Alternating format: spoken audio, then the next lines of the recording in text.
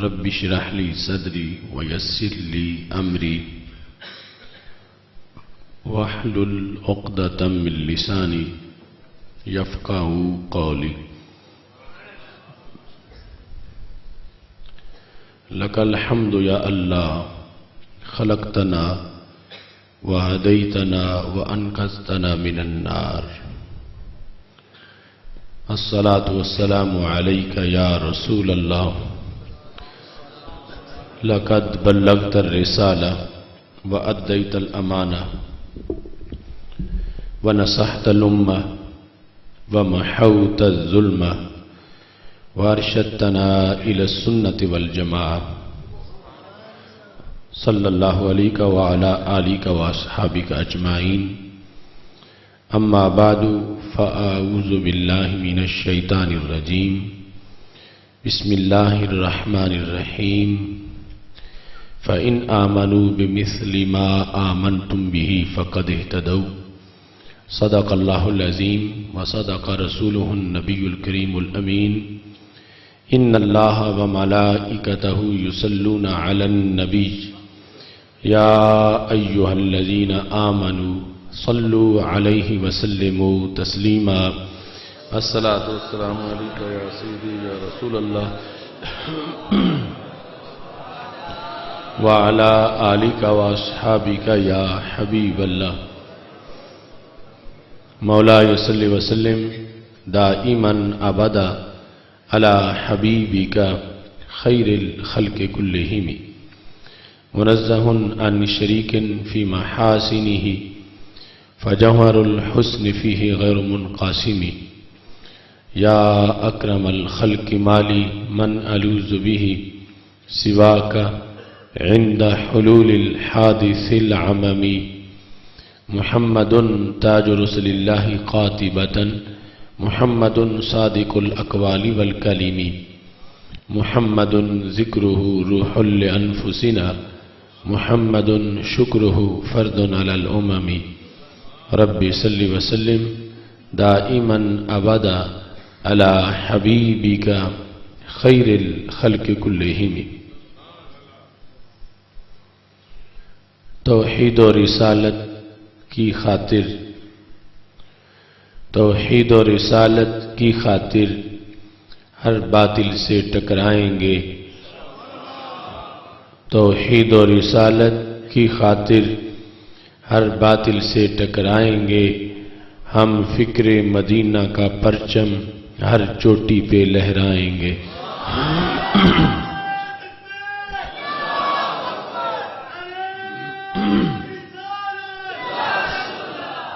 معبود فقط ہے ایک خدا، معبود فقط ہے ایک خدا، مسجود فقط ہے ایک خدا.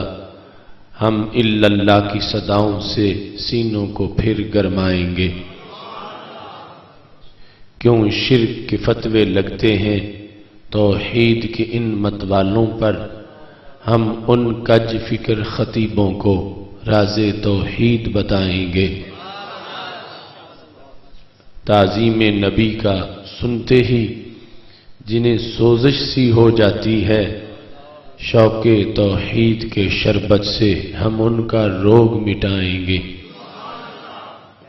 وہ دیپ جو بجھ گئے فتنوں کی تند و تاریک ہواؤں سے، طیبہ کی دیا سلائی سے ہم پھر وہ دیپ جلائیں گے. ہم آل نبی کے متوالے، حسنین کے مشن کے وارث، ہم پھر سے شمر یزیدوں کو قربا کی شان بتائیں گے.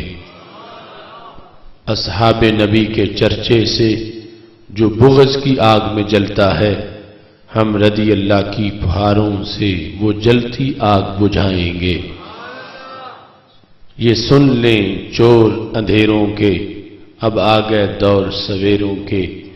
ہم فکر رضا کی کرنوں سے ہر بستی کو چمکائیں گے. یہ بھول ہے تیری واشنگٹن کہ دنیا پہ تو راج کرے. رحمان کے بندے ہر بستی پہ مدنی رنگ چڑھائیں گے. یا مجرم بیٹھے میلوں میں اور غازی تڑپیں جیلوں میں، ہم جبر کے ظالم ہاتھوں سے اب غازی کو چھڑوائیں گے۔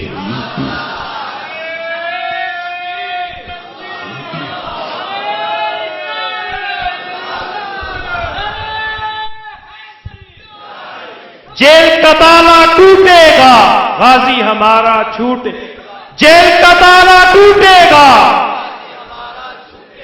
جیل کا تالا ٹوٹے گا۔ ہم عصمت رسول کے پاسبان، ہم عصمت رسول کے پاسبان، ہم منبر رسول کے پاسبان۔ میں رب کی آس پہ کہتا ہوں، سرکار مدینہ کے صدقے وہ دن بھی آئے گا آصف، ہم دنیا پہ چھا جائیں گے۔ اللہ تبارک و تعالی جل جلالہ وعم نوالہ واتم برہانہ وعظم شانہ وجل ذکرہ وعز اسمہ کی حمد و ثنا، اور حضور سرور کائنات، مفخر موجودات، زینت بزم کائنات، دستگیر جہاں، غم گسار زمان، سید سروراں، حامی بے کساں، قائد المرسلین، خاتم النبیین، احمد مجتبیٰ جناب محمد مصطفیٰ صلی اللہ علیہ وآلہ وصحابہ وبارک وسلم کے دربار گوہر بار میں ہدیہ درود السلام عرض کرنے کے بعد، رب ذوالجلال کی فضل اور توفیق سے ہم سب کو آج میلاد مصطفیٰ صلی اللہ علیہ وسلم اور فکر رضا کانفرنس میں شرکت کی سعادت حاصل ہو رہی ہے۔ میری دعا ہے رب ذوالجلال منتظمین کے انتظام کو اور شرکاء کی شرکت کو اپنے دربار میں قبول فرمائے۔ خالق کائنات جل جلالہ کا کروڑوں بار شکر ہے کہ اس نے ہمیں عید میلاد کو محسوس کرنے والے حواس عطا فرمائے ہیں۔ جو ہی ربیع الاول شریف کا چاند طلوع ہوتا ہے، خوشیوں کا ایک نیا سلسلہ شروع ہو جاتا ہے، اور اگر کوئی حقیقت پسندی سے دیکھے تو دلیل میلاد ہر پتے پہ لکھی ہے۔ آج تک تاریخ میں ایک بار بھی ایسا نہیں ہوا کہ موسم بہار آیا ہو اور درختوں نے جشن بہار نہ منایا ہو، کہ بہار آئے اور گزر جائے اور ابھی تک درختوں نے پتے نہ نکالے ہوں۔ تاریخ میں ایک بار بھی ایسا نہیں ہوا۔ ہر سال موسم بہار میں بلا ناغہ درخت جشن بہار مناتے ہیں۔ تو میرے بھائیوں، ایک بہار درختوں کی ہے تو ایک بہار ان خوش بختوں کی ہے۔ درخت اپنی بہار مناتے ہیں اور یہ خوش بخت اپنی بہار مناتے ہیں۔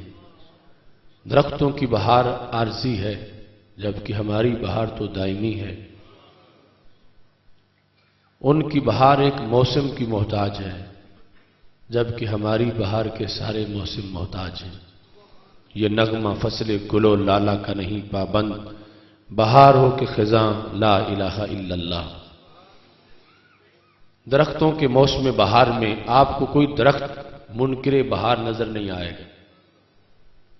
ہر درخت بہار میں ضرور شریک ہوتا ہے، اگرچہ کسی کے پتے تھوڑے ہوں، کسی کے زیادہ ہوں، مگر وہ بہار کو مانتا ہے۔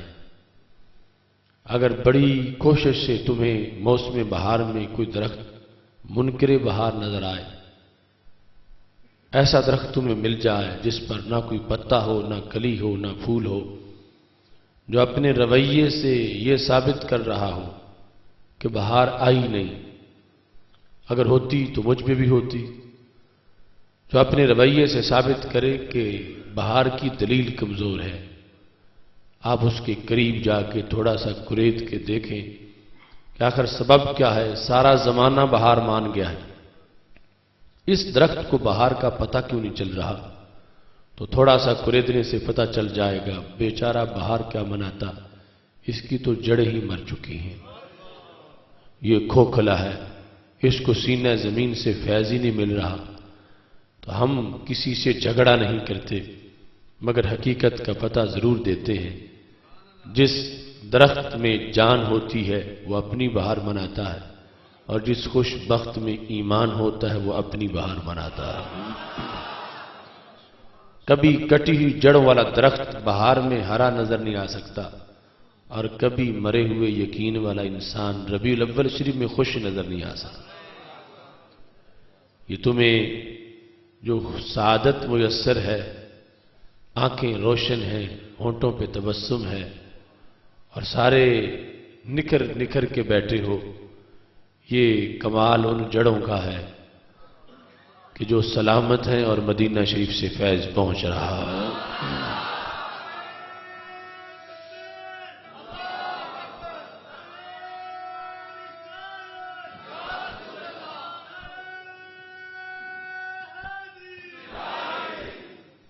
اقبال کہتے ہیں ٹہنی گئی جو عہد خزاں میں شجر سے ٹوٹ، ممکن نہیں ہری ہو صحاب بہار سے، ہے لا زوال عہد خزاں اس کے واسطے، کوئی واسطہ نہیں ہے برگ و بار سے، ملت کے ساتھ رابطہ استوار رکھ، پیوستہ رہ شجر سے امید بہار رکھ۔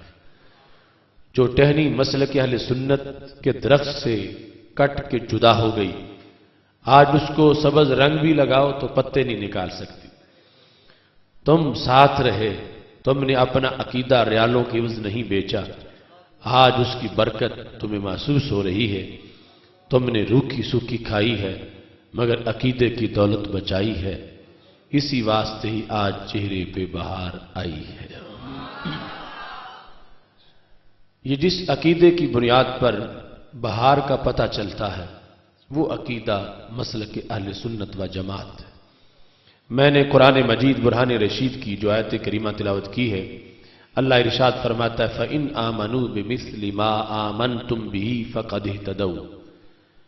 اے صحابہ اگر لوگ تمہارے ایمان کی طرح ایمان لے آئیں تو ہدایت یافتہ ہیں۔ صحابہ کرام رضی اللہ تعالی عنہم کے ایمان کا تعارف بر صغیر پاک و ہند میں فکر رضا سے کروایا جاتا ہے، چونکہ ایمانیات میں پہلا عقیدہ توحید کا ہے اور دوسرا رسالت کا ہے، مگر سمجھ کے لحاظ سے پہلے رسالت کی سمجھ آتی ہے تو پھر توحید کی سمجھ آتی ہے۔ یہ شروع سے لے کر آج تک یہی طریقہ رہا ہے، جنہیں رسالت کی سمجھ نہ آئے انہیں توحید کی بھی نہیں آتی۔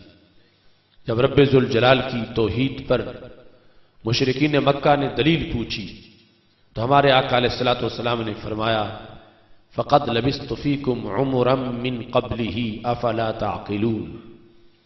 اے قریش مکہ، میں آج اس ماحول میں نہیں آیا، میں 40 سال سے اسی ماحول میں تمہارے بیچ موجود ہوں۔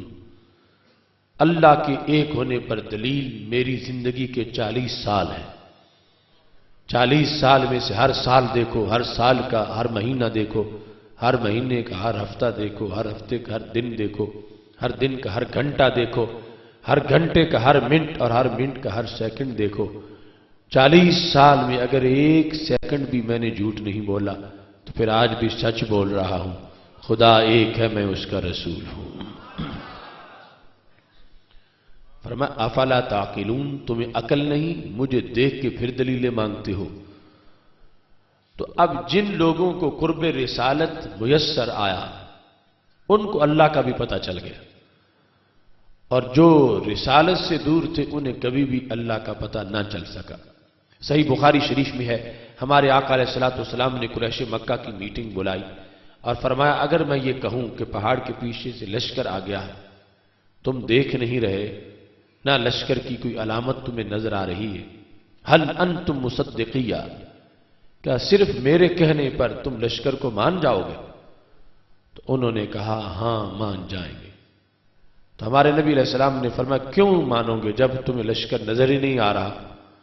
تو ان کا جواب یہ تھا ما جربنا علیک الا صدقا، اس لیے مانیں گے آپ کی زبان سے یہ لفظ نکل رہے ہیں اور آپ کی زبان سے ہم نے آج تک کبھی جھوٹ سنا ہی نہیں، تو اس واسطے ہم یہی سمجھے کہ آپ سچ بول رہے ہیں۔ تو ہمارے نبی علیہ السلام نے فرمایا اگر میرے کہنے پر دیکھے بغیر لشکر مانتے ہو تو میرے کہنے پر دیکھے بغیر میرے رب کو بھی تسلیم کر جاؤ۔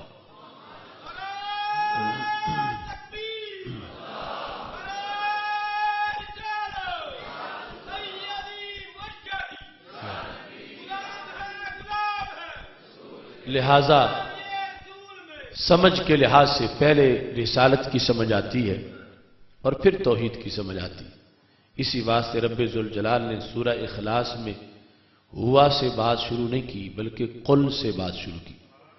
قل هو اللہ احد، محبوب آپ فرماؤ وہ اللہ ہے، وہ ایک۔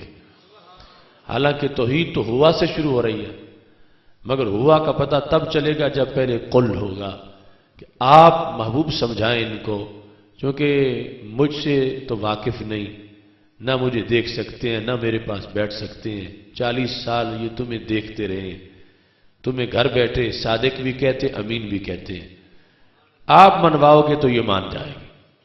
قل هو اللہ احد، آپ فرما دو وہ اللہ ہے، وہ ایک ہے۔ تو سید عالم نور مجسم شفیع معظم صلی اللہ علیہ وسلم کی رسالت کو سمجھنا یہ توحید کے لحاظ سے، توحید کے مقابلہ میں ایک لحاظ سے مشکل ہے، چونکہ توحید میں جب یہ دیکھا کہ اللہ سنتا ہے دیکھتا ہے، عقل نے پوچھا سنتا کیسے ہے دیکھتا کیسے ہے، شریعت نے کہا وہ اعضاء سے تو پاک ہے مگر سنتا ہے، عقل نے پوچھا اعضاء نہیں تو پھر سنتا کیسے ہے، تو شریعت نے کہا وہ عقل کے ترازو پہ تولا نہیں جاتا، تم یقین رکھو سنتا ہے دیکھتا ہے ساری صفتوں پر، جنت میں جب دیدار ہوگا تو پتہ چل جائے گا۔ تو اب عقل کو اطمینان آ گیا کہ آخر اللہ کو سمجھ رہا ہوں اور وہ عقل کے ترازو پہ تولے نہیں جا سکتا، اس پر اطمینان آ گیا۔ لیکن رسالت کا مسئلہ اس سے ڈیفرنٹ ہے، جس نے ماننا ہے وہ بھی انسان ہے اور جنہیں ماننا ہے وہ بھی بالآخر اللہ کے عظیم انسان۔ اب یہاں پر جا کے طریقے دو ہو جاتے ہیں، ایک طریقہ اپنا ہے جس کو فکر رضا کہتے ہیں اور دوسرا طریقہ اوروں کا ہے۔ ان کا طریقہ یہ ہے کہ وہ کہتے ہیں جب سمجھنا ہے کہ ان کے ہاتھوں میں کیا کیا آتا ہے، آنکھیں کہاں تک دیکھتی ہیں، کان کیا سنتے ہیں، تو پھر کان تو ہمارے بدن میں بھی ہیں، آنکھیں ہمارے پاس بھی ہیں، ہاتھ ہمارے بھی ہیں، تو ہم اپنے ہاتھوں کو دیکھ کے انہیں سمجھ لیتے ہیں، اپنی آنکھوں کو دیکھ کے ان کی آنکھوں کی بینائی کا اندازہ لگا لیتے ہیں۔ تو جو شان رسالت کو سمجھنے کے لیے اپنے آپ کو آئینہ بنا بیٹھے اسے کبھی بھی سمجھ نہیں آتی، چونکہ چھوٹے سے بونے قد میں اس سلطان کا پیکر نظر کیسے آئے اور منحوس چہرے میں اس رخ زیبا کو دیکھا کیسے جائے۔ جو اپنے آپ کو آئینہ بنا کے رسالت کو سمجھنے کی کوشش کرے اسے کبھی بھی سمجھ نہیں آتی۔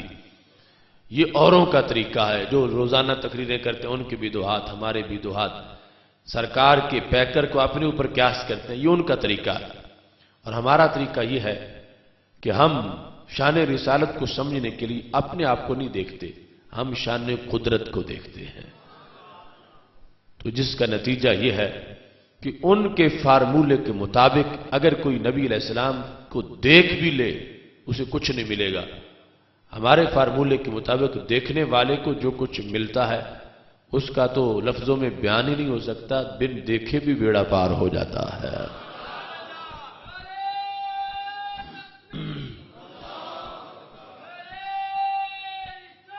اب دیکھو ابو جال نے ہمارے نبی علیہ السلام کو سینکڑوں بار دیکھا تھا، مگر کیا اسے کوئی فائدہ ہوا؟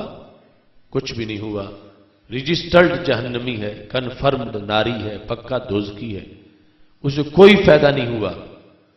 اور داتا صاحب صحابی نہیں صدیوں بعد پیدا ہوئے ہیں اور دیکھے بغیر بھی بیڑا پار ہو گیا۔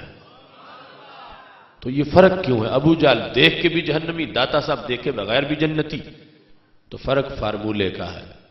ابو جہل نے جب دیکھا اپنے جیسا سمجھ کے دیکھا، نتیجہ جہنم میں نکلا، اور داتا صاحب نے ساری زندگی ان جیسا کسی کو نہیں دیکھا، رب نے بیڑا پار کر دیا ہے۔ شان رسالت کے لحاظ سے آزمائش ہوتی رہی۔ بر صغیر پاک و ہند میں لوگوں نے اپنے فتاوی میں یہ لکھ دیا کہ اللہ کے نبی علیہ الصلوۃ والسلام کی دو جہتیں ہیں، ایک جہت نبوت و رسالت والی ہے، دوسری جسمانیت و بشریت والی ہے۔ کہنے لگے نبوت اور رسالت میں تو وہ بے مثل ہیں، کیونکہ ان پہ وحی اترتی ہے، ہم پہ نہیں اترتی۔ باقی بشریت اور جسمانیت میں معاذ اللہ کہتے ہم جیسے۔ اس فتنے کے مقابلے میں اعلی حضرت فاضل بریلوی رحمۃ اللہ علیہ کی سوچ کیا ہے؟ فرمانے لگے اللہ کی سرتبہ قدم شان ہے یہ، انسان نہیں انسان، وہ انسان ہے یہ۔ قرآن تو ایمان بتاتا ہے انہیں، ایمان یہ کہتا ہے میری جان ہے یہ۔ صرف وحی والا فرق نہیں، اور بھی ہزاروں فرق ہیں۔ ان کا جسم اور ہے، ہمارا جسم اور ہے۔ چونکہ ان کا جسم سر سے لے کر قدموں کی انگلی کے ناخن تک وہ اللہ کی قدرتوں کا اظہار کرتا ہے۔ لوگ برابری کر رہے تھے بیکر کی، تو اعلی حضرت نے فرمایا جبریل علیہ السلام ان کے تلووں میں ہیں، تو تم ان کے سر کی برابری کیسے کر سکتے ہو؟ ایڑیوں کا تقدس بیان کرتے ہوئے فرمایا تاج روح القدس کے موتی جنہیں سجدہ کریں، رکھتی ہیں واللہ وہ پاکیزہ گوہر ایڑیاں۔ تاج روح القدس کے موتی جنہیں سجدہ کریں، کہ ہمارے نبی علیہ الصلوۃ والسلام کی ایڑیوں کا یہ کمال ہے کہ جبریل علیہ السلام کے سر کے تاج کے موتی ان ایڑیوں کو سجدہ کرتے ہیں، تو جن کی ایڑیوں کا یہ مقام ہے ان کے سر کا مقام کیا ہوگا؟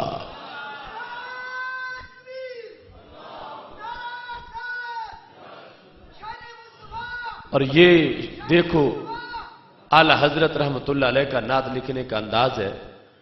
ازہر یونیورسٹی کے پروفیسر محی الدین الوائی کہتے ہیں میں نے دنیا میں یہی قانون دیکھا، یہ چوٹی کا محقق ہوتا وہ چوٹی کا شاعر نہیں ہوتا، جو چوٹی کا شاعر ہوتا وہ چوٹی کا محقق نہیں ہوتا، چونکہ شاعری تخیل کی دنیا میں پرواز کا نام ہے اور تحقیق بحر حقیقت میں غوطہ لگانا ہے۔ کہتے ہیں میرا یہی دستور رہا کہ جو چوٹی کا محقق ہے وہ چوٹی کا شاعر نہیں، جو چوٹی کا شاعر ہے وہ چوٹی کا محقق نہیں۔ لیکن جب میں بریلی شریف پہنچا تو میرا یہ قانون غلط ہو گیا۔ امام احمد رضا بریلوی محقق بھی چوٹی کے ہیں اور شاعر بھی چوٹی کے ہیں۔ اب یہ منصب نبوت کو سمجھنے کا جو طریقہ بتا رہے ہیں، لوگ برابری کر رہے تھے، اعلی حضرت فاضل بریلوی رحمۃ اللہ علیہ نے اس انداز میں معیار کو بیان کیا اور ساتھ یہ بھی بتایا کہ نعت لکھنی کیسے ہوتی ہے۔ کچھ لوگ افراد کا شکار، کچھ تفرید کا شکار، کچھ غلو کر جائیں، کچھ کمی کر جائیں۔ اعلی حضرت نے فرمایا دونوں کو راضی رکھنا ہے، عشق کو بھی اور شریعت کو بھی۔ اب جبریل علیہ السلام معراج کی رات ہمارے نبی علیہ الصلوۃ والسلام کے قدموں میں پہنچے ہیں۔ عشق یہ کہہ رہا تھا کہ حالت سجدہ بن گئی ہے تو کہہ دو کہ سجدے میں پڑ گئے۔ شریعت کہہ رہی تھی سجدہ اللہ کے سوا کسی کو جائز نہیں۔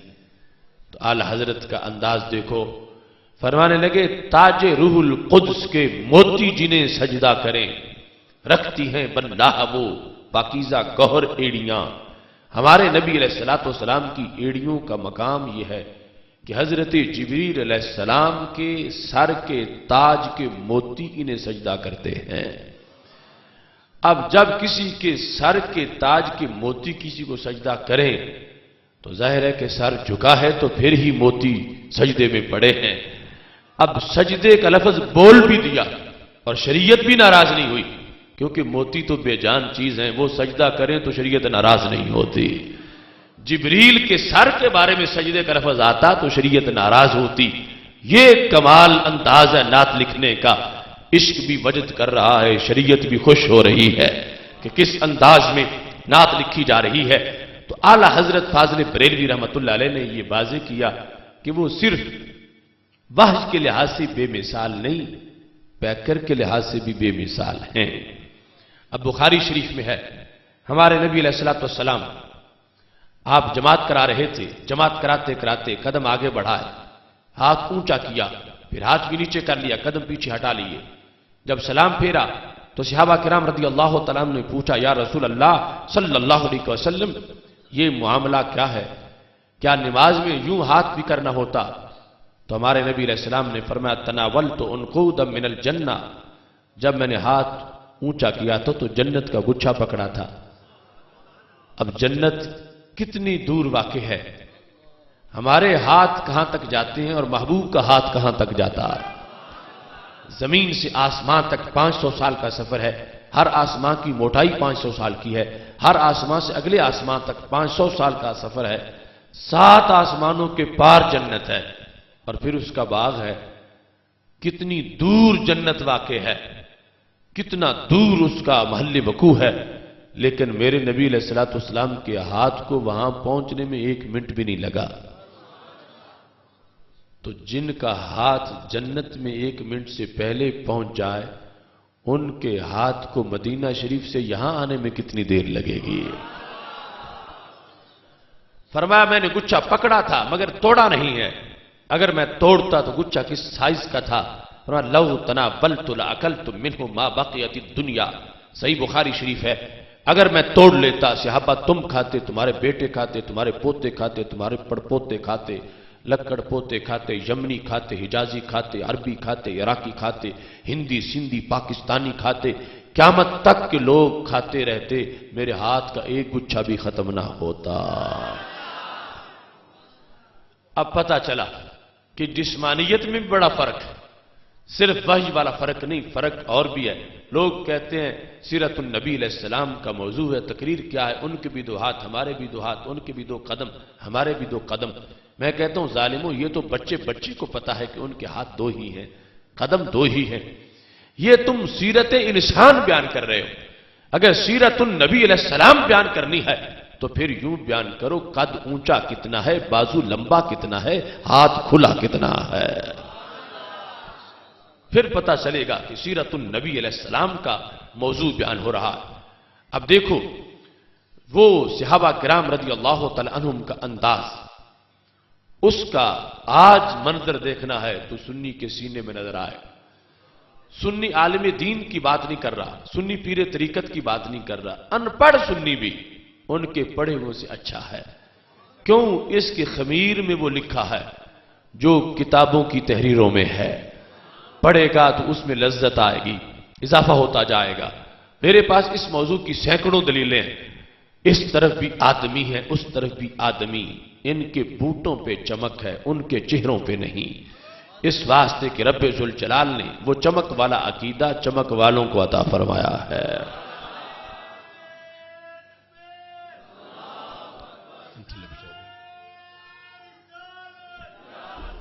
ٹائم چونکہ بہت تھوڑا ہے، میں نے جلد لاہور پہنچنا ہے، تو چند ضروری باتیں آپ کے سامنے عرض کر رہا ہوں۔ لوگوں نے یہاں تک لکھ دیا کہ اگر نماز میں اللہ کے نبی علیہ السلام کا خیال آ جائے تو گائے گدھے کے خیال سے برا ہے، اور اس پر دلیل بھی دینے لگے۔ اب بھی کتابیں چھپتی ہیں، وہ دلیل بھی دی۔ دلیل کیا ہے کہ گائے گدھے کا خیال آئے گا تو تعظیم کے بغیر آئے گا، اللہ کے نبی علیہ السلام کا خیال آئے گا تو تعظیم کے ساتھ آئے گا، اور چونکہ نماز ہو رہی ہے تو نماز میں غیر اللہ کی تعظیم ہوگی تو شرک ہو جائے گا۔ اب شرک کا ڈراوا دے کر انہوں نے معاذ اللہ یہ بتانا چاہا، شرک کا ڈراوا دے کر کہ سرکار کا نماز میں خیال نہیں آنا چاہیے۔ یہ طبقہ ہے جو توہین رسالت کو توحید کہتا ہے۔ اقبال نے انہی ظالموں کے بارے میں کہا تھا، سطوت توحید قائم جن نمازوں سے ہوئی، وہ نمازیں ہند میں نظر بریمن ہو گئیں۔ کہ جن نماز یہ ہے کہ سرکار کا خیال نہیں آنا چاہیے تو پھر نماز کیسی ہے؟ اقبال نے کہا، شوق تیرا گر نہ ہو میری نماز کا امام، میرا قیام بھی حجاب میرا سجود بھی حجاب۔ محبوب اگر تمہارا عشق امامت کرائے تو پھر میں پڑھ لیتا ہوں۔ اب دیکھو ادھر ان کی صورتحال یہ ہے، اور فکر رضا کا انداز کیا ہے۔ چلو مسجد نبوی شریف میں کس توحید کا سبق دیا جاتا؟ بخاری شریف ہے، ہمارے نبی علیہ الصلوۃ والسلام ظہر کی جماعت کرا کے بنی عمر بن عوف کی صلح کرانے کے لیے تشریف لے گئے، جو مسجد قباء والا علاقہ، ابھی واپس نہیں آئے تھے، نماز عصر کا وقت ہو گیا۔ حضرت صدیق اکبر رضی اللہ تعالیٰ عنہ کو کہا گیا کہ آپ جماعت کرائیں، صحابہ پیچھے کھڑے ہو گئے، نیت باندھ لی سب نے، اتنے میں نبی علیہ السلام تشریف لے آئے۔ اب صحابہ کا امتحان شروع ہو گیا، دو سوچیں ہو سکتی تھیں، ایک آج کے لوگوں کی اور ایک وہ جو صحابہ میں اس وقت بھی تھی اور آج اہل سنت میں ہے۔ اگر یہ دہلی برانڈ توحید ہوتی تو کہتے ٹھیک ہے، اللہ کے نبی علیہ السلام کا مقام تو بڑا ہے، مگر ہم کیا کر سکتے ہیں، ہم تو نماز پڑھ رہے ہیں، رب کی نماز میں اب ہم کچھ نہیں کر سکتے، ٹھیک ہے کھڑے ہیں پیچھے تو کھڑے رہیں۔ اور دوسری سوچ کیا تھی کہ ٹھیک ہے نماز تو اللہ کی ہم پڑھ رہے ہیں، مگر نماز دی کس نے ہے، نماز کیا سبق کس نے دیا ہے، ہوں نبیوں کے امام اور امت میں آخر میں آ کے آخری صف میں کھڑے ہوں، یہ کیسے ہو سکتا؟ لہذا صحابہ کرام رضی اللہ تعالیٰ عنہ نے فیصلہ کر لیا کہ نہ نماز توڑیں گے اور نہ ہی محبوب کی تعظیم چھوڑیں گے۔ اب یہ صورتحال کتنی عجیب ہے، نماز ہو رہی ہے مسجد نبوی شریف میں اور صحابہ ہاتھوں پہ ہاتھ مار کے دستک دے رہے ہیں، آواز پیدا کر رہے ہیں۔ اب آواز پیدا ہوئی تو سب کو پتا چلا کہ اللہ کے نبی علیہ السلام تشریف لے آئے، اور اس کے بعد پھر کیا ہوا، صفوں میں جگہ بننی شروع ہو گئی، راستہ صحابہ نے نماز پڑھتے ہی بنا دیا، رستہ بنایا ہے تو نبی علیہ الصلوۃ والسلام اس رستے پہ چلنا شروع ہو گئے۔ جب پہلی صف میں پہنچے ہیں تو امام نے بھی تعظیم شروع کر دی۔ حضرت صدیق اکبر رضی اللہ تعالیٰ عنہ نے مصلی چھوڑا، محبوب نے فرمایا مکانک ابو بکر، تم پڑھاتے رہو، مگر پھر بھی انہوں نے مصلی چھوڑ دیا اور ہمارے نبی علیہ الصلوۃ والسلام مصلی پہ تشریف لے گئے۔ چشم فلک نے دیکھا اس امت نے حالت نماز میں ہی آقا علیہ الصلوۃ والسلام کو آخری صف سے مصلی تک پہنچا دیا ہے۔ اب میں پوچھتا ہوں تمہارے ذہن کے مطابق کہ جب وہ ہاتھوں پہ ہاتھ مار رہے تھے تو کیا انہیں نبی علیہ السلام کا خیال نہیں آیا تھا؟ بتاؤ، خیال آیا تھا، اور خیال بھی ادب سے آیا تھا، تعظیم سے آیا تھا۔ اب ادھر یہ توحید ہے کہ کہیں اگر ان کا خیال آ جائے نماز میں تو گائے گدھے کے خیال سے معاذ اللہ برا، کیونکہ تعظیم ہو جائے گی اور اللہ کی نماز میں کسی کی تعظیم نہیں ہونی چاہیے۔ اور ادھر صحابہ کرام رضی اللہ تعالیٰ عنہ وہ مسجد نبوی شریف میں حالت نماز میں نبی علیہ السلام کی تعظیم کر رہے ہیں، ادب کر رہے ہیں، خیال بھی آیا ہے، تعظیم بھی کی ہے۔ چلو صحابہ نے جو کچھ کیا وہ کیا، سرکار کا تبصرہ کیا تھا؟ تو ہمارے نبی علیہ السلام نے جب دیکھا کہ میرے لیے رستہ بن رہا ہے تو یہ نہیں فرمایا صحابہ تم نماز میں بھی میرے ہی ادب کر رہے ہو، مجھے چھوڑ دو جہاں میں ہوں، تم اپنی نماز پڑھو۔ ہرگز نبی علیہ السلام نے یہ نہیں فرمایا، بلکہ جو رستہ بنا تو سرکار نے اس پہ چلنا شروع کر دیا۔ تو پتہ چلا پروٹوکول کو قبول فرما لیا۔ اس بنیاد پر صحابہ کرام رضی اللہ تعالی عنہم کا جو دین ہے اگر اس کی تجلی دیکھنی ہے تو وہ فکر رضا میں موجود ہے۔ اب جس وقت سلام پھیرا میرے نبی علیہ السلام نے جماعت کرا کے تو پوچھا ابو بکر میں نے کہا تھا جماعت کراتے رہو، تم نے مصلی کیوں چھوڑا؟ تو حضرت صدیق اکبر رضی اللہ تعالیٰ عنہ کا جواب کتنا خوبصورت ہے، کہتے ہیں ما کان لابن ابی قحافہ ان یصلی بین یدی رسول اللہ صلی اللہ علیہ وسلم، محبوب میرے لیے جائز کب تھا کہ میں آپ کے آگے کھڑا ہو کے نماز پڑھتا؟ کیوں؟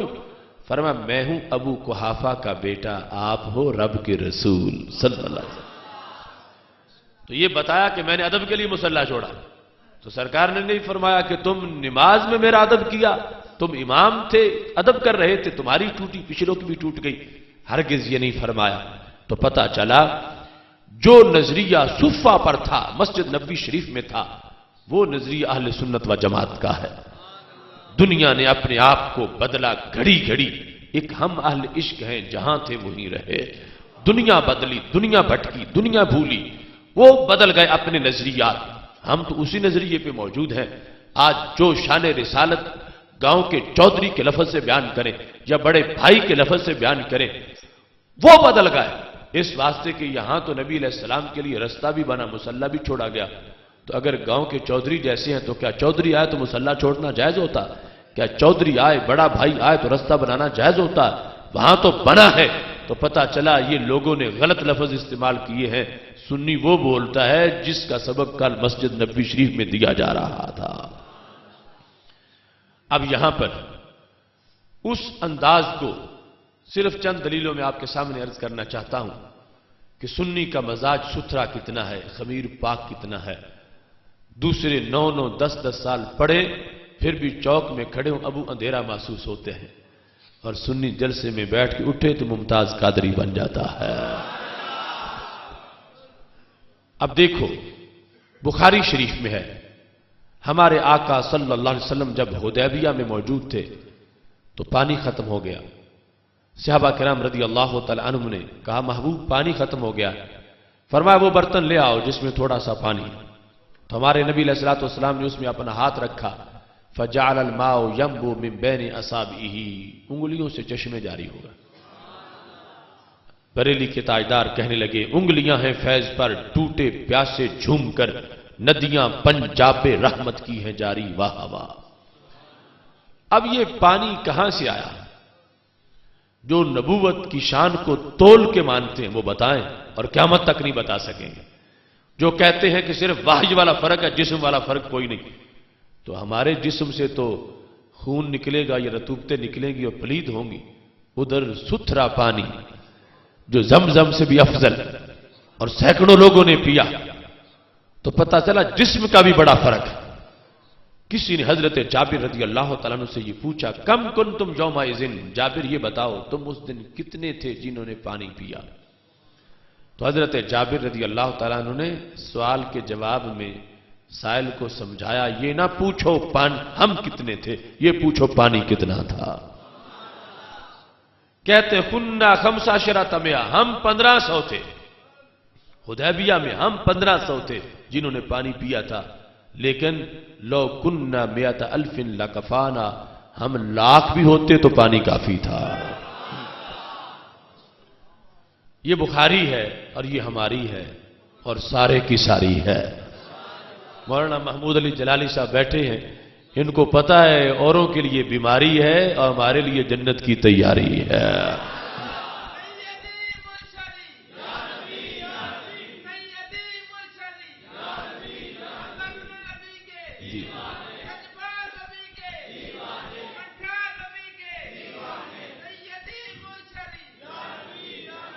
اب دیکھو کہتے ہیں لو کننا 100,000 لکفانا، ہم 1,00,000 بھی ہوتے تو پانی کافی تھا۔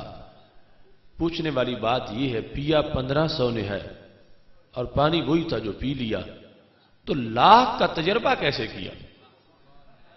کہتے ہم اگر 1,00,000 بھی ہوتے تو پانی کافی تھا،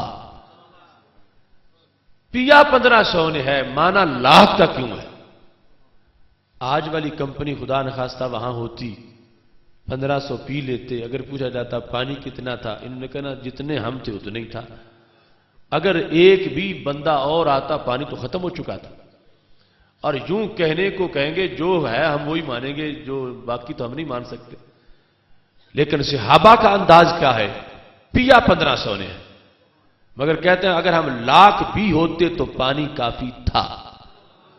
حالانکہ نہ کوئی جھیل بھری نہ کوئی تالاب بھرا، پانی وہی ہے جو پی لیا، تو تجربہ کیسے ہوا کہ 1,00,000 کے لیے کافی ہے؟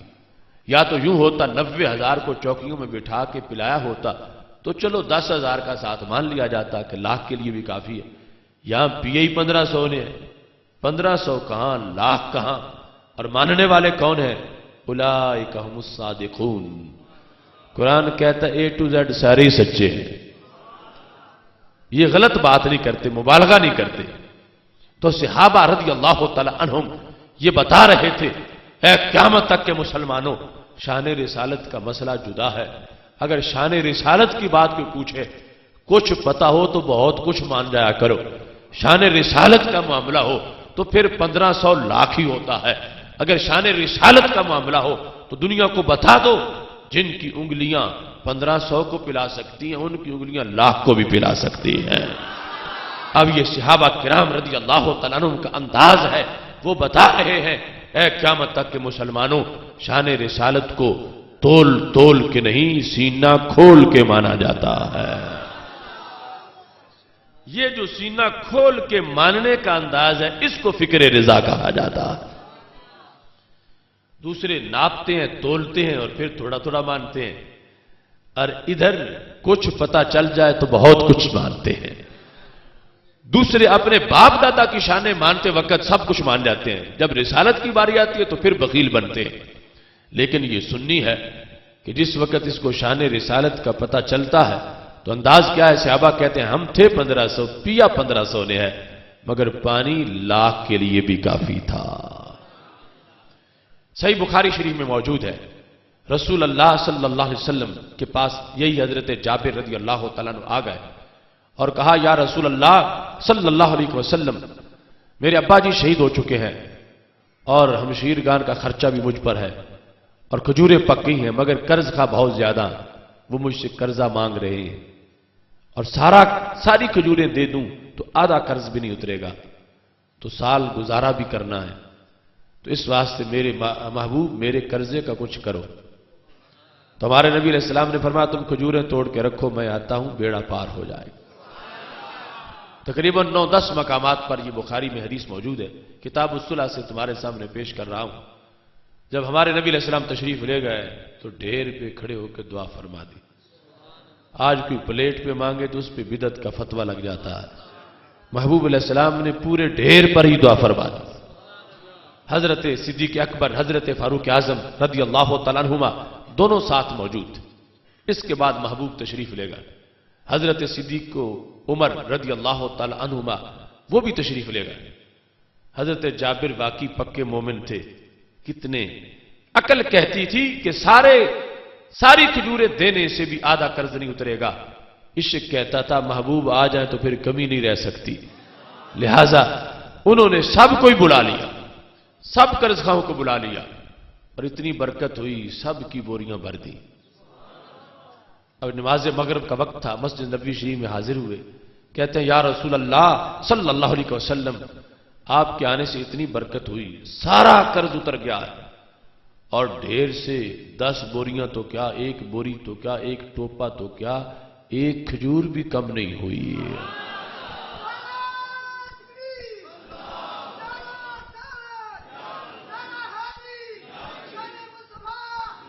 اب دیکھو یہ صحیح بخاری شریف ہے کہ سارا قرض اتر گیا اور 1 کھجور بھی کم نہیں ہوئی۔ جب یہ بات میرے نبی علیہ الصلوۃ والسلام نے سنی تو مسکرا پڑے اور فرمایا اشہد انی رسول اللہ۔ جابر ایسا ہونا تھا کیونکہ میں رب کا رسول ہوں۔ اب دیکھنا اس حدیث شریف کو ابھی میں نے تمہارے سامنے پیش کیا اور 14 صدیوں کا فاصلہ بیچ میں ہے۔ یہ جملہ کہ سب قرض اتر گیا اور ساری کھجوریں بچ گئیں، یہ میرے نبی علیہ السلام نے آج سے 14 صدیاں پہلے حضرت جابر سے سنا تھا تو سنتے ہی مسکرائے تھے۔ 14 صدیوں کے بعد ایک سردی کی رات میں غلامان رسول صلی اللہ علیہ وسلم نے وہی جملہ ایک گناہگار امتی سے سنا تو منٹ کی بھی تاخیر نہیں ہوئی، سارے مسکرا پڑے ہیں۔ سبحان اللہ کہا ہے، آنکھیں چمک اٹھی ہیں۔ کیا صداقت ہے سنی کے ضمیر کی، جو بات سن کے 14 صدیاں پہلے ہمارے نبی علیہ السلام مسکرائے تھے، اسی سن کے امن آباد کا مسلمان بھی مسکرایا ہے۔ اور ابھی یہ بات ختم ہوئی تم مسکرائے بھی ہو، ادھر سے ایک شخص نے نعرہ رسالت بھی لگایا اور ادھر محبوب مسکرائے بھی تھے اور خود نعرہ رسالت بھی لگایا تھا۔ اور اشہد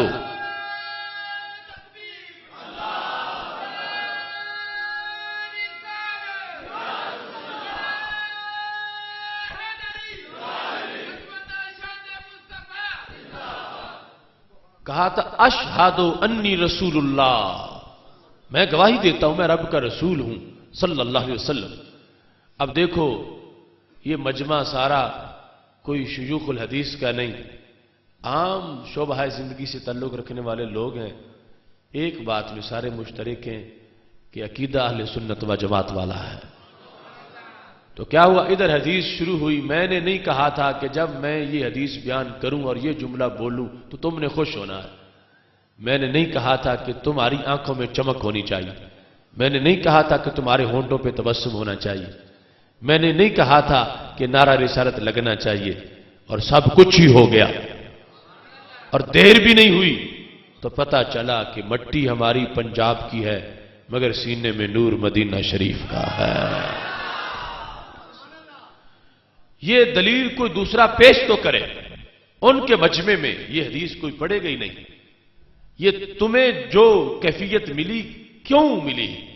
اس واسطے کہ تمہاری ڈیمانڈ اور ہے، اوروں کی ڈیمانڈ اور ہے.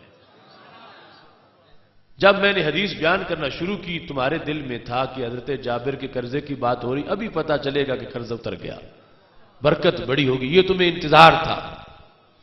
اور دوسرا طبقہ جو ہے انہیں انتظار کسی اور چیز کا ہوتا، اور تمہیں وہ انتظار ہے جو ہمارے نبی علیہ السلام کو انتظار تھا. جب دعا مانگ کے گئے تھے تو انتظار تھا کہ ابھی جابر آئیں گے، خوشخبری سنائیں گے. تو ہم وہ چاہتے ہیں جو ہمارے نبی علیہ السلام چاہتے ہیں. اور دوسرے مجمع میں اول تو کوئی یہ حدیث بیان ہی نہیں کرے گا. اگر کوئی بیان کرنے لگ جائے انہیں شک پڑ جائے گا کہیں یہ عقیدہ توحید سیمینار تو نہیں سن چکا، یہ یا عمر فاروق توحیدی بن رہا ہے یا محمود علی جلالی بن چکا ہے.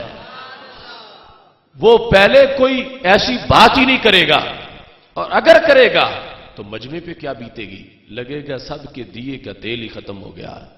کیوں؟ ان کی ڈیمانڈ کچھ اور ہے.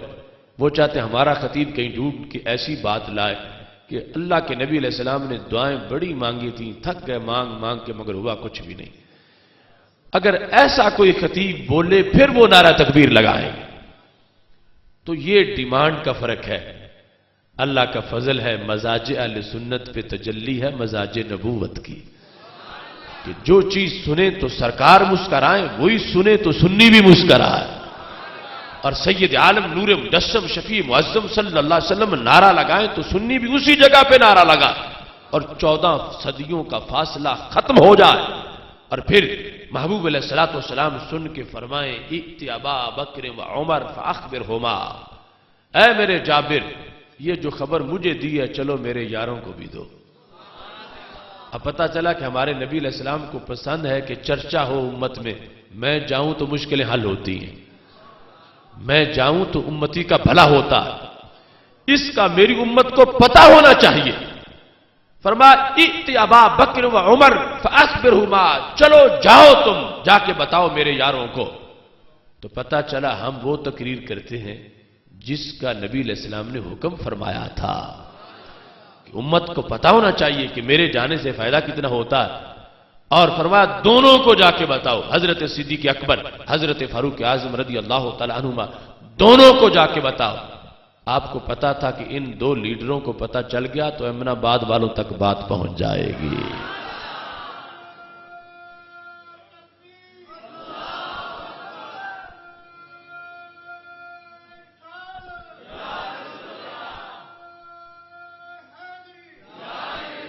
ائت ابا بکر و عمر فاخبرہما، جاؤ ان کے پاس ان کو خبر دو.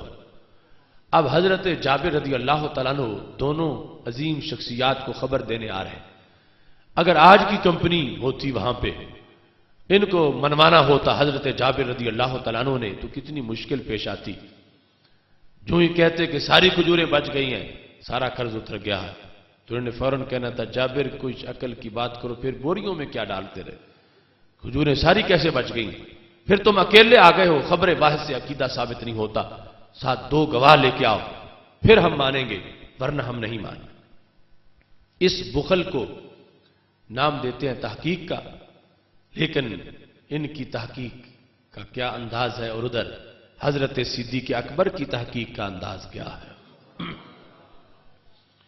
جب حضرت جابر رضی اللہ تعالیٰ عنہ دونوں کو بتانے گئے کہ ساری کھجوریں بچ گئیں، سارا قرض اتر گیا، تو انہوں نے جواب میں کہا لقد علمنا اذ صنع رسول اللہ صلی اللہ علیہ وسلم ما صنع ان سیکون ذالک. جابر تم اب ہمیں بتانے آئے ہو، ہمیں اس وقت ہی پتا چل گیا تھا جب نبی علیہ السلام تشریف لے آئے تھے کہ سارا قرض اتر جائے گا، ساری کھجوریں بچ جائیں گی۔ اب وہ انداز انہوں نے کیوں نہیں کہا کہ ہم پاس بیٹھیں گے، ہم تولیں گے، ناپیں گے، لسٹ چیک کریں گے قرض خواہوں کی، اس کے بعد پھر ہم مانیں گے۔ وہ کہتے ہیں جب نبی علیہ السلام تشریف لائے تھے ہمیں اسی وقت ہی پتہ چل گیا تھا، ہمیں تجربے کی ضرورت نہیں ہے۔ تو مزاج کیا ہے وہ بتانا چاہتے تھے، لوگوں شان رسالت کو تول تول کے نہیں سینہ کھول کے مانا جاتا ہے۔ وہاں انداز ایسا ہے، کہتے ہیں لقد علمنا، ہم نے جانا، ماضی میں مستقبل کو جانا۔ صحیح بخاری ہے، یہ جاننے والے کون ہیں؟ میرے نبی علیہ السلام کے شاگرد۔ تو جن کے شاگرد ماضی میں مستقبل کی خبریں دے تو اس عظیم استاذ کے علم کا عالم کیا ہوگا؟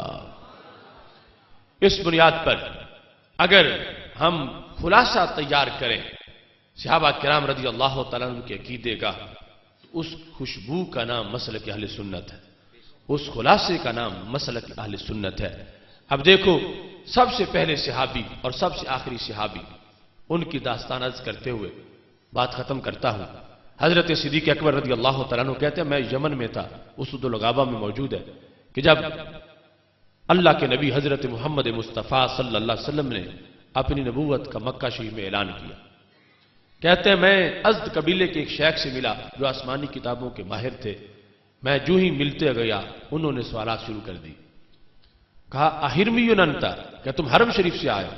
تو میں نے کہا نعم، ہاں میں حرم شریف سے آیا ہوں۔ تو کہا اقرشی انتا، کیا خاندان قریش سے تمہارا تعلق ہے؟ تو کہتا ہے میں نے کہا ہاں میرا تعلق خاندان قریش سے۔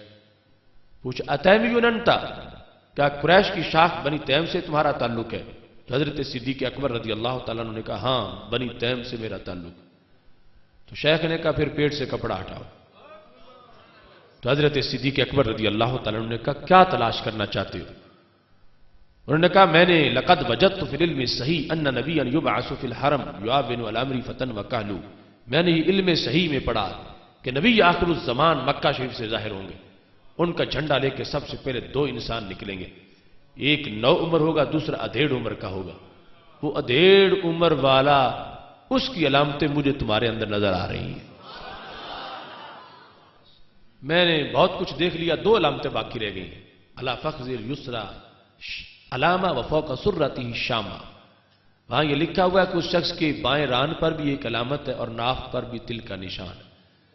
تو میں بائیں ران کو تو نہیں دیکھ سکتا، ناف کو تو دیکھ سکتا ہوں، ناف کے اوپر تل کا نشان۔ حضرت صدیق اکبر رضی اللہ تعالیٰ عنہ نے کپڑا ہٹایا تو ناف پر تل کا نشان موجود تھا۔ اب صورتحال کیا ہے؟ ناف کے اوپر جو تل کا نشان دیکھا تو کہا فَوَرَبِّ الْكَعْبَةِ أَنْتَ، رب کعبہ کی قسم وہ تم ہی ہو کہ جن کو اللہ نے ازل سے آخری نبی علیہ السلام کا پہلا امتی منتخب فرمایا ہے۔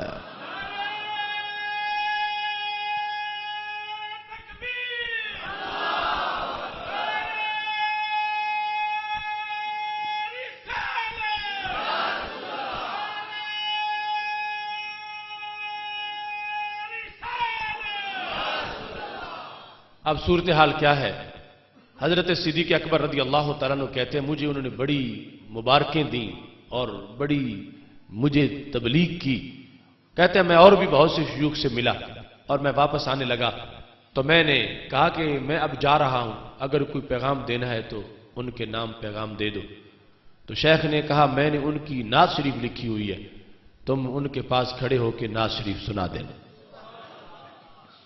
حضرت صدیق اکبر رضی اللہ تعالیٰ عنہ کہتے ہیں میں واپس جب مکہ شریف پہنچا تو شہر کا ماحول بدلا ہوا تھا، ابو جال کی پوری کمپنی باہر کھڑی تھی اور میرا استقبال کرتے ہوئے انہوں نے کہا یتیم ابی طالب یزعم انہ نبی انت النہایہ وانت الکفایہ، کہ ابو طالب کے یتیم بھتیجے نے نبوت کا اعلان کر دیا، ہم نے ابھی تک کوئی رد عمل ظاہر نہیں کیا، جو تم فیصلہ کرو گے وہی فیصلہ ہوگا۔ لیکن تاثر یہ دے رہے تھے کہ معاذ اللہ بھلا یتیم کیسے نبی ہو سکتے ہیں۔ حضرت صدیق اکبر رضی اللہ تعالیٰ عنہ نے کہا مجھے ایک بار ان سے ملاقات کرنے دو پھر میں بتاتا ہوں۔ سیدھے اس حجرے پہ گئے جہاں حضرت خدیجہ الکبریٰ رضی اللہ تعالیٰ عنہ کے گھر میں نبی علیہ السلام موجود تھے۔ سرکار باہر تشریف لائے، فرمایا یا ابا بکر انی رسول اللہ الیک و الی الناس جمیعا، ابو بکر میں تمہارا اور ساری انسانیت کا رسول بن کے آیا۔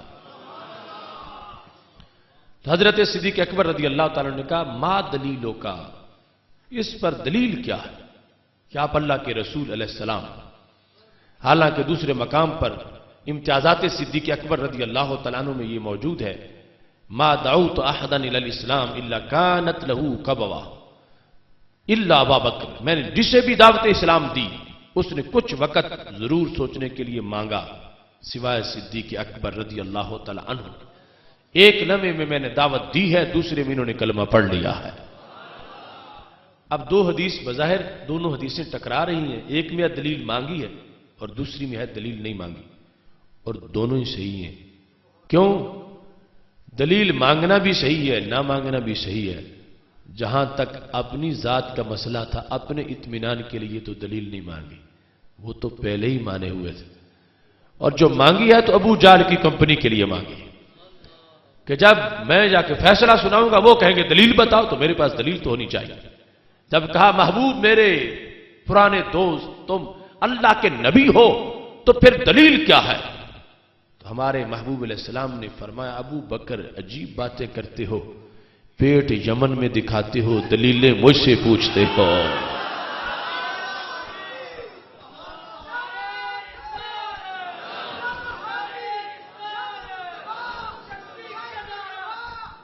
کہا الشیخ الذی لقیتہ بالیمن، میری نبوت کی دلیل وہ شیخ ہیں جن سے تم یمن میں مل کے آئے ہو، مجھ سے دلیل پوچھتے ہو۔ اب حضرت صدیق اکبر رضی اللہ تعالیٰ عنہ بڑے حیران رہ گئے، کہاں یمن کہاں مکہ شریف، اور مجھ سے پہلے کوئی بتانے آیا نہیں، کوئی ایسا رابطہ نہیں، تو انہیں سارا پتا ہے میں کس کس سے ملا ہوں۔ ان کے کان دور سے سنتے ہیں، ان کی آنکھیں دور تک دیکھتی ہیں۔ اب اگلا سوال کر دیا، کہا کم من شیخ لقیتہ، میرے پیارے دوست میرے حبیب میں کسی ایک شیخ سے تو نہیں ملا، میں تو یمن میں بہت سے شیوخ سے مل کے آیا، آپ کس شیخ کو اپنی نبوت کی دلیل بتا رہے ہیں؟ تو حضرت صدیق اکبر رضی اللہ تعالیٰ عنہ نے جب یہ سوال کیا تو میرے نبی علیہ السلام نے فرمایا الذی افادک ابیاتا، ابو بکر میں اس کی بات کر رہا ہوں جس شیخ نے تجھے میری نعت دے کے بھیجا ہے۔ تو حضرت صدیق اکبر رضی اللہ تعالیٰ عنہ نے کہا ہاتھ یدا کا ابائی کا، پھر ہاتھ آگے کرو میں کلمہ پڑھنا چاہتا ہوں۔ اب آج جو یہ عقیدہ رکھے کہ اللہ کے نبی صلی اللہ علیہ وسلم غیب جانتے ہیں، لوگ کہتے ہیں اس کا عقیدہ مشرکانہ ہے، اور ہم نے دیکھا تو اس امت کا پہلا امتی جب کلمہ پڑھ رہا تھا تو محبوب کے علم غیب کو سلام کر کے پڑھ رہا تھا۔ ہم اس عقیدے کے وارث ہیں جس کی عمر اتنی لمبی ہے۔ حضرت صدیق اکبر رضی اللہ تعالی عنہ نبی علیہ السلام کے علم غیب کو دیکھ کر کلمہ پڑھ رہے تھے، آج اسی کو جرم قرار دیا جا رہا ہے، تو کتنی دھاندلی ہو رہی ہے۔ حضرت صدیق اکبر رضی اللہ تعالیٰ عنہ کلمہ پڑھ کے نکلے، ابو جہل کی کمپنی ساری منتظر تھی کہ ابھی آتے ہیں بتاتے ہیں۔ تو ابو جہل نے کہا ابو بکر اب بتاؤ فیصلہ کیا کرو گے؟ فرمایا میں تو کلمہ بھی پڑھ آیا۔ ابو جہل نے کہا دلیل پوچھنی تھی، اتنا جلد بازی میں فیصلہ کر آئے ہو، دلیل کیا ہے کہ یہ اللہ کے نبی؟ تو حضرت صدیق اکبر رضی اللہ تعالیٰ عنہ نے کہا دلیل میں پوچھ کے آیا ہوں، یہ تھے مکہ شریف میں تھا یمن میں، میں یمن میں جس سے ملا ہوں ان کی آنکھ نے دیکھا ہے، یمن میں جو باتیں ہوئی ہیں ان کے کانوں نے سنی ہیں، میرا دل یہ گواہی دیتا ہے جو مکہ شریف میں بیٹھ کے یمن کی خبریں سچی دیتے ہیں وہ فرش پہ بیٹھ کے عرش کی خبریں بھی سچی دیتے ہیں۔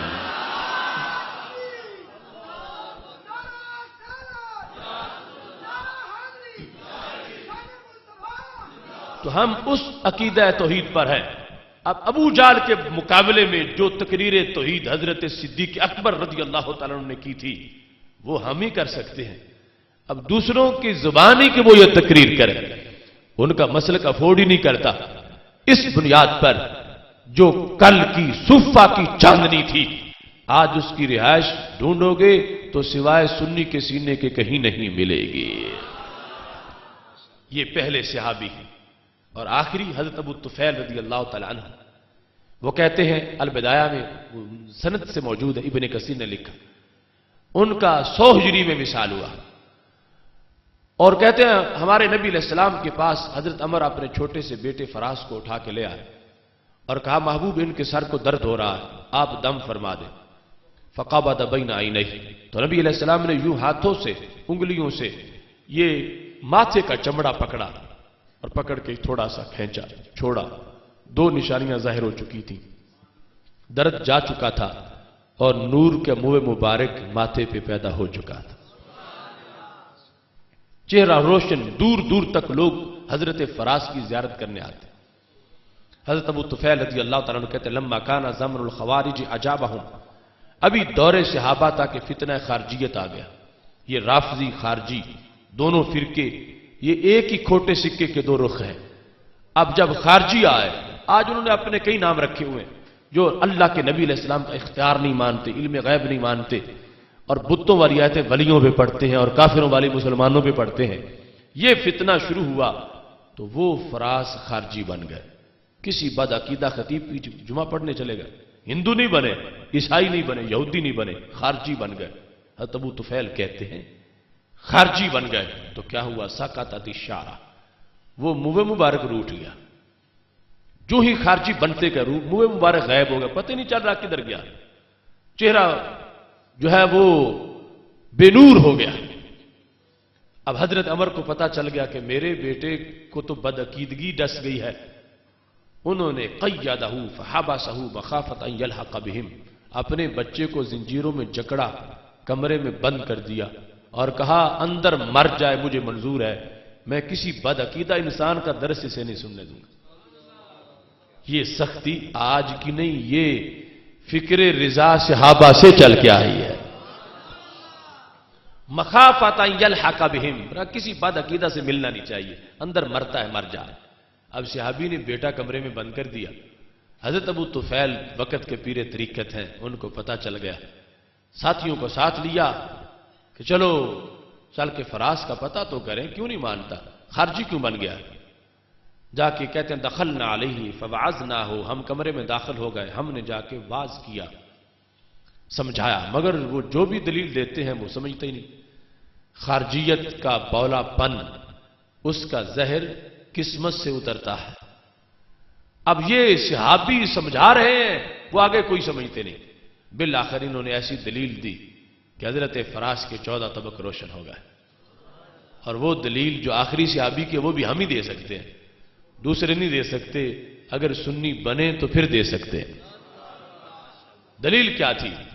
حضرت ابو طفیل رضی اللہ تعالیٰ عنہ کہنے لگے الم تری الی برکۃ رسول اللہ صلی اللہ علیہ وسلم قد سقطت، اے فراس اگر یہ عقیدہ صحیح ہوتا تو پھر چہرے کا نور بجھ کیوں گیا ہے، پھر منہ مبارک جھڑ کیوں گیا؟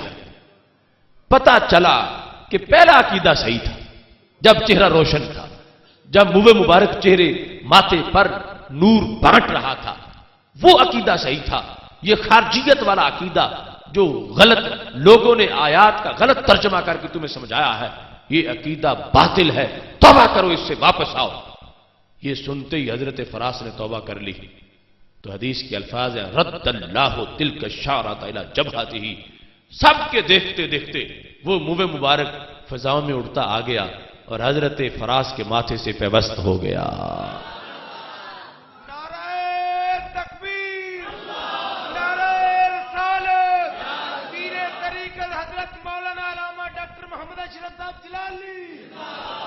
اب دیکھو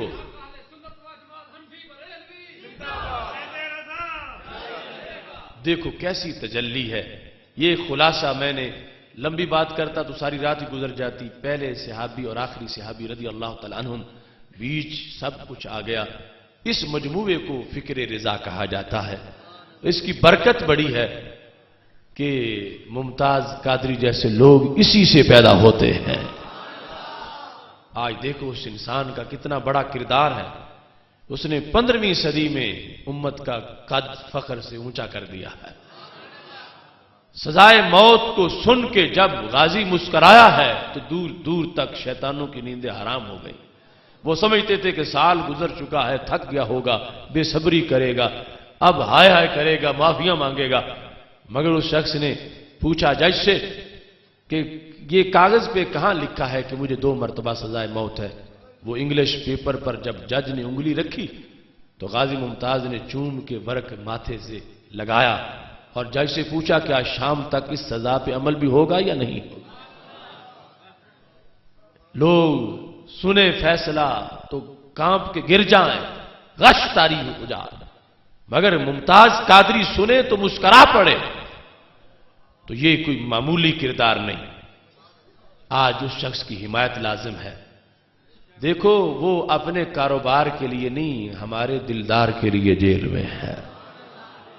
ہم جدھر چاہیں چلے جائیں، وہ 6x8 کی کوٹڑی میں بند، اس کا صرف خیال ہی سوئے مدینہ شریف جاتا۔ ہم مرضی کا کھائیں، وہ مرضی کا کھا نہ سکے، ہم گرم بستروں میں سوئیں، وہ رضائی استعمال نہ کر سکے، ہم صوفوں پہ بیٹھے، اس کے لیے کرسی پر بیٹھنا ممنوع قرار دیا جائے کہ تم معاذاللہ مجرم ہو، مگر پھر بھی اس کے حوصلے کو کوئی شکست نہیں دے سکا۔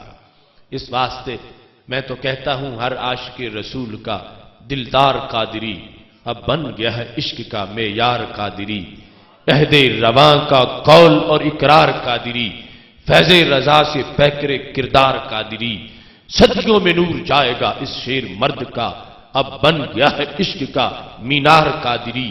جب تک نہ غازی بہر ہو اڈیالہ جیل سے تو ہونا چاہیے اپنا بھی گھر-بار قادری۔ میں کہہ رہا ہوں حاکموں سے خوب جان لو، اب ہر گلی میں پاؤ گے تیار قادری۔ جس دن سے وہ گستاخ پہ تلوار بنا ہے، اس دن سے بن گیا ہے میرا یار قادری۔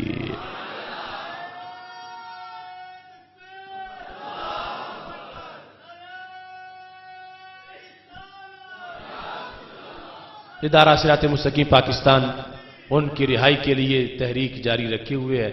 اس سلسلہ میں آپ بھی بیدار رہیں، ان کی رہائی ہم پہ فرض بھی ہے، قرض بھی ہے۔ یاد رکھنا 24 مارچ کو لاہور کی سرزمین پر ادارہ صراط مستقیم کا سالانہ اجتماع ہو رہا ہے اور انشاءاللہ 4تھا عقیدہ توحید سیمینار منعقد ہوگا۔ ہزاروں لوگ پہلے سیمینارز کو سن کے صراط مستقیم پہ آ چکے ہیں، دوسرے مسالے کے خطیب توبہ کر کے ہمارے قافلوں میں شریک ہو چکے ہیں۔ یہ 4تھا عقیدہ توحید سیمینار 24 مارچ کو منعقد ہونے والا ہے۔ ادارہ صراط مستقیم کی اس تحریک میں جو دلیل دروازے تک پہنچانے کی تحریک ہے، شامل ہو جائیے۔ اللہ سب کا حامی و ناصر ہو۔ الہی پر اثر میری دعا کر، بجاہ مصطفیٰ خیر الورا کر، خدا بندہ دعا میری یہی ہے، میرے ممتاز غازی کو رہا کر۔ باخر دعوا یعنی الحمدللہ رب العالمین۔